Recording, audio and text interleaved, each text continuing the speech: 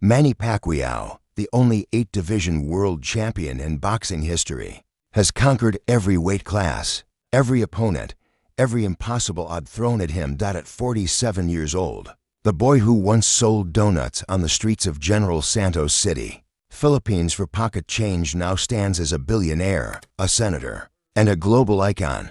But this is not a story of easy victories. This is a story marked not by celebration, but by devastating poverty. Not by glory, but by heartbreaking loss. Not by privilege, but by a brutal fight for survival that began long before he ever stepped into a ring.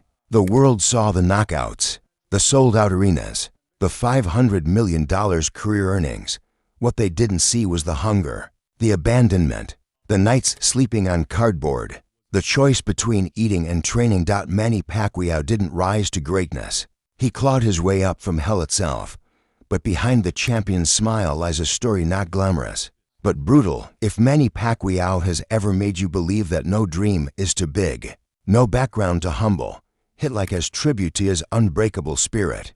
This is the story of a boy the world abandoned, who came back to show them all what they'd thrown away. This is Manny Pacquiao at 47, December 17, 1978, Kibawe, Bukidnon, Philippines. The birth of Emmanuel Dapadron Pacquiao was marked not by celebration, but by the grinding reality of extreme poverty that would define his childhood. His mother, Dionysia, and father, Rosalio, struggled to feed 6 children in a bamboo hut with a leaking roof. There was no electricity, no running water. Meals came once, sometimes twice a day if they were lucky. Manny watched his parents' marriage crumble under the weight of financial desperation. His father's infidelity became an open wound in the family. By the time Manny was in 6th grade, Rosalio abandoned them completely, leaving Dionysia alone with 6 hungry mouths to feed. The beginning was not glamorous, but impossibly hard. At 12 years old, Manny dropped out of school, not because he wanted to, because he had to. He sold donuts on the street for 2 pesos each, roughly for cents.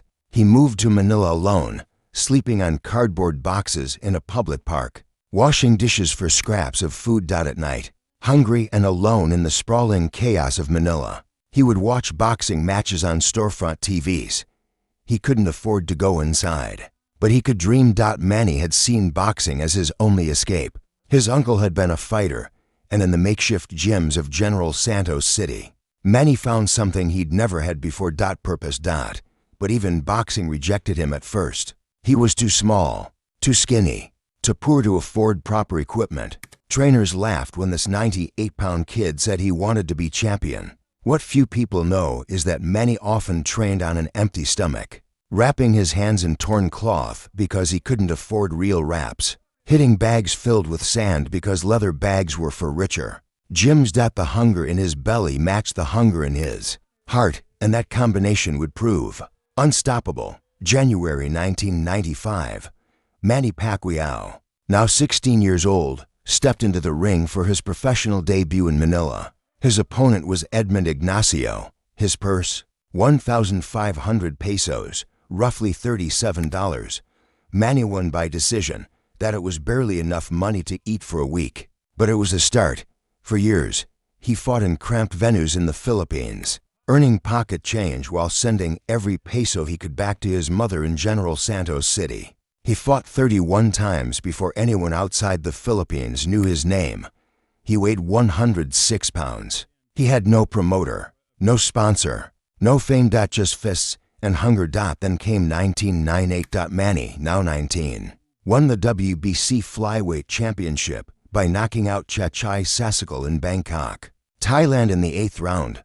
The world still wasn't watching, but it would be soon. By 2001, Manny moved up in weight and caught the attention of American promoters.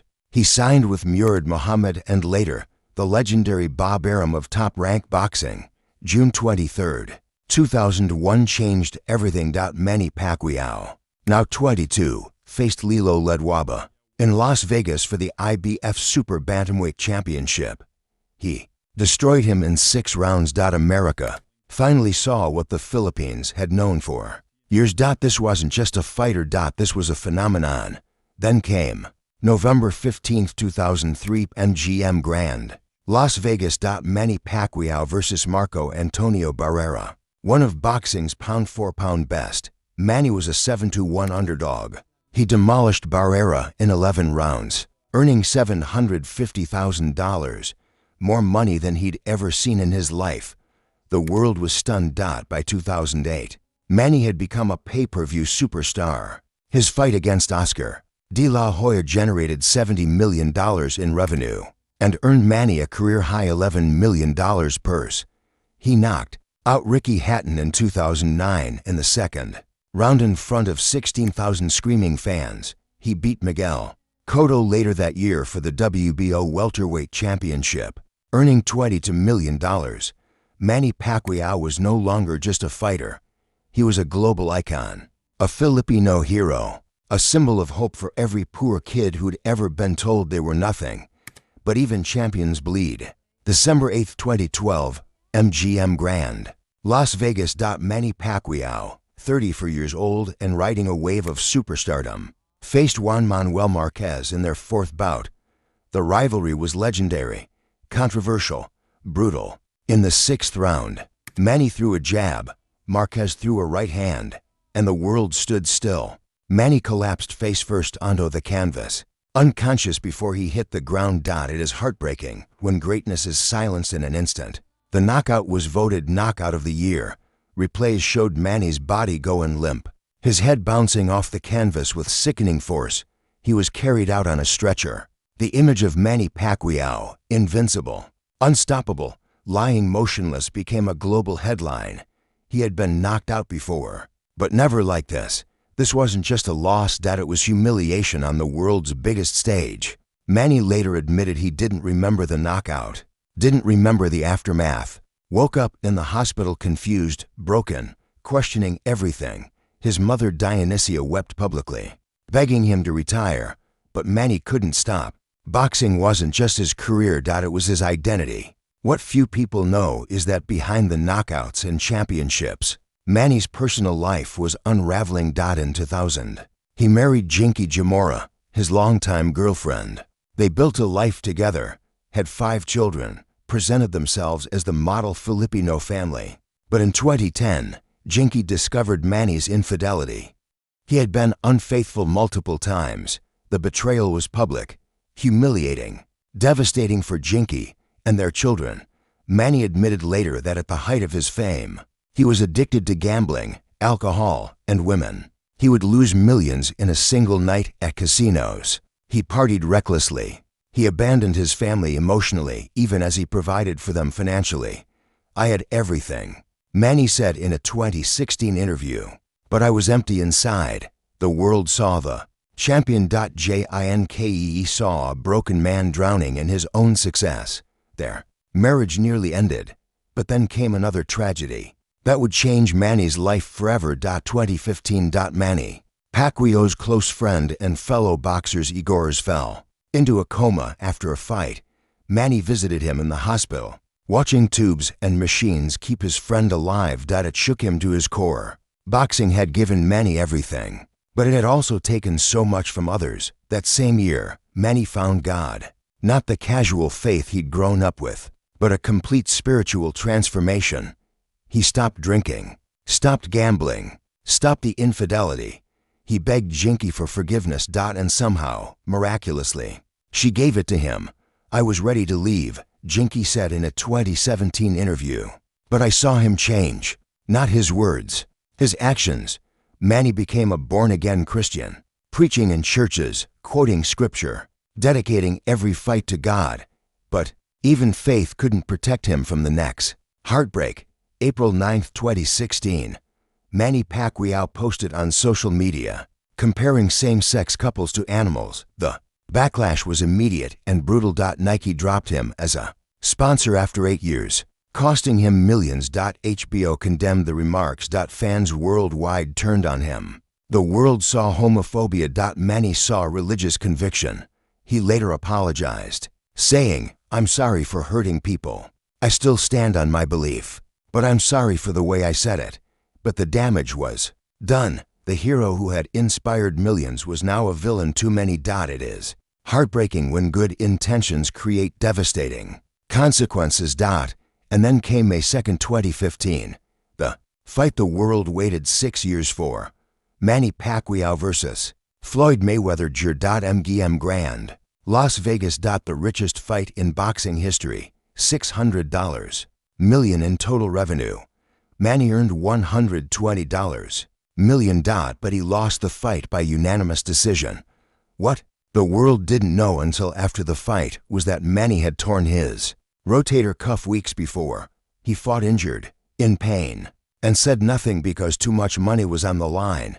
The fight was criticized as boring, disappointing. Manny's legacy took another hit, and the physical damage was real. He required surgery, months of rehabilitation. At 36 years old, many believed Manny Pacquiao's career was over. At 47 years old, Manny Pacquiao stands not in a boxing ring, but in the political arena of the Philippines. In 2016, he was elected Senator of the Philippines, winning over 16 million votes, the highest of any candidate. He serves his people, champions legislation for housing, healthcare, and children's rights. But boxing never left his blood. In 2019, at 40, Manny defeated Keith Thurman to become the WBA welterweight champion, the oldest welterweight champion in history. The crowd roared, the doubters silenced. In 2021, at 42, he fought Yordenis Ugas in what many believe was his final professional fight. He lost by decision, but he fought with honor today. Manny lives in Forbes Park, Manila, in a mansion worth over $5 million. His estimated net worth is $120 million. He owns a basketball team, the Mahindra Floodbuster. He runs multiple charitable foundations providing scholarships, homes, and medical care to poor Filipinos. His marriage to Jinky is stronger than ever. Their 5 children, Jimuel, Michael, Mary, Queen Elizabeth, and Israel, are thriving. Manny preaches every Sunday, reads the Bible daily, has turned his brokenness into purpose. He has announced potential plans to run for president of the Philippines in 2028.